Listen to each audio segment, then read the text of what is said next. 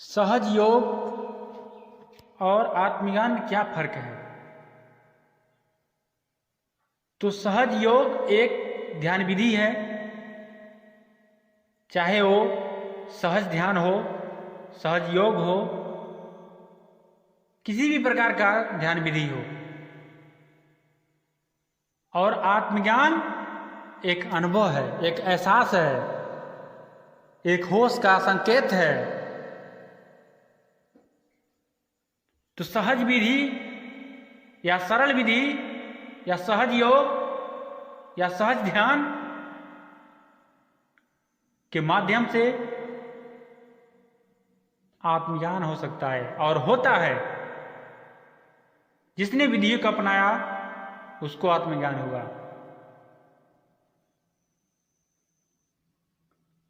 सहज योग, सहज ध्यान एक ऐसा विधि है जिसमें किसी भी प्रकार का चिल्लाहट, ऊटपटांग की क्रिया नहीं होता है।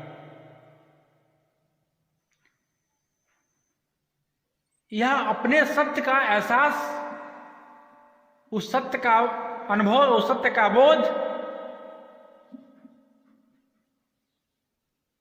का विधि है। और इस विधि से चलने वाले साधक एक सरलता के साथ, एक सहजता के साथ, एक अनुभव के साथ, एक प्रैक्टिकली अनुभव के साथ उस सत्य का एहसास करते हैं, उस सत्य का बोध करते हैं। इस सरल ध्यान से या सहज योग से किसी भी प्रकार का स्थूल क्रिया नहीं होता है। बहुत ऐसे संतों ने इसी विधि का प्रयोग किया।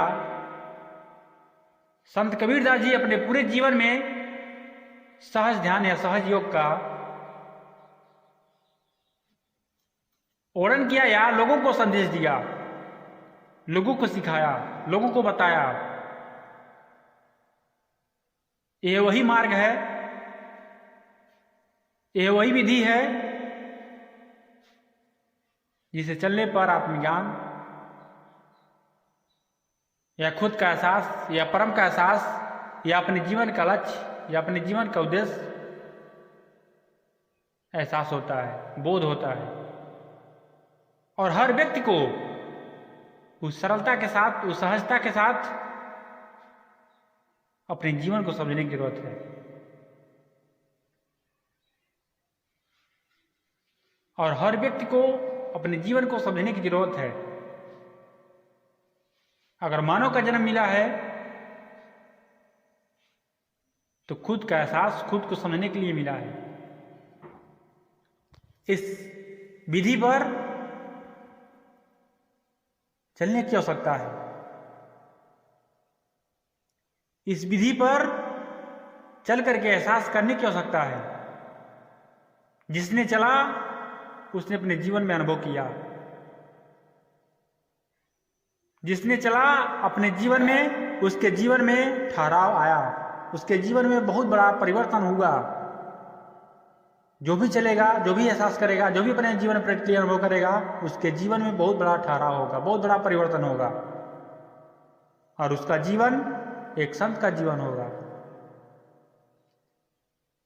आप भी संत कबीर ऐसे बन सकते हैं, आप भी बुद्ध भगवान ऐसे बन सकते हैं, आप भी गुरु नानक ऐसे बन सकते हैं, आप भी महात्मा बुद्ध ऐसे बन सकते हैं।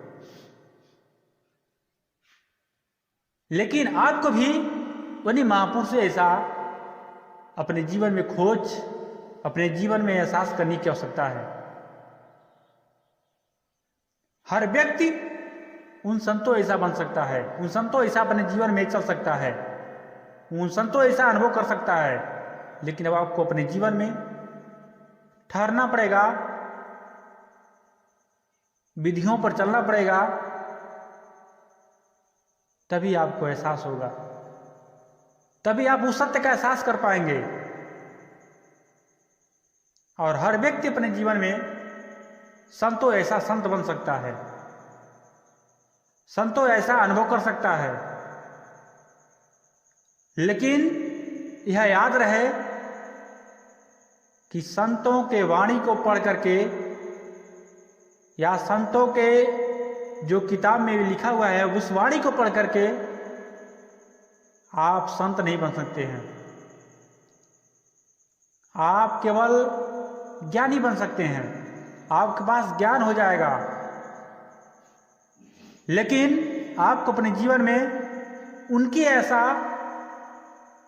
खोज होनी चाहिए और अपने जीवन में प्रैक्टिकली अनुभव करना पड़ेगा, अपने जीवन में एहसास करना पड़ेगा, तब आप उनके ऐसा बन सकते हैं, तब आप संत बन सकते हैं।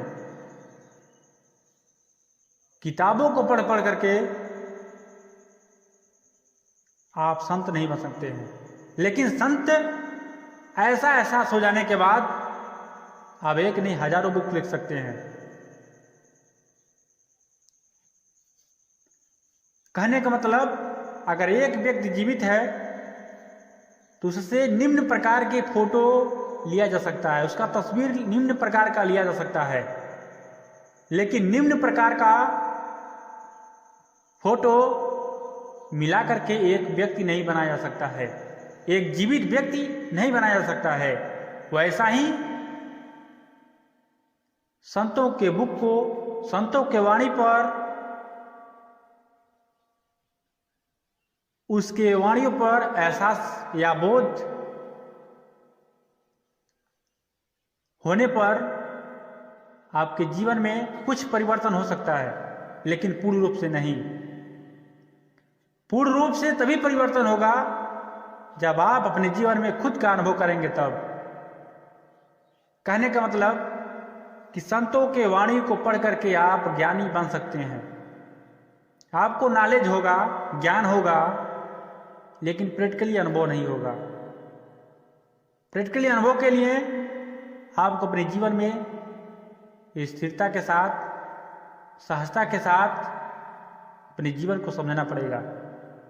जैसे वह संतों ने अपने जीवन को समझा, खुद का एहसास किया, परम का बोध किया, वैसा ही आपको भी समझने की जरूरत है। तो इतना ही शब्दों के साथ आप लोगों के हृदय से आभार, साहेब बंदगी।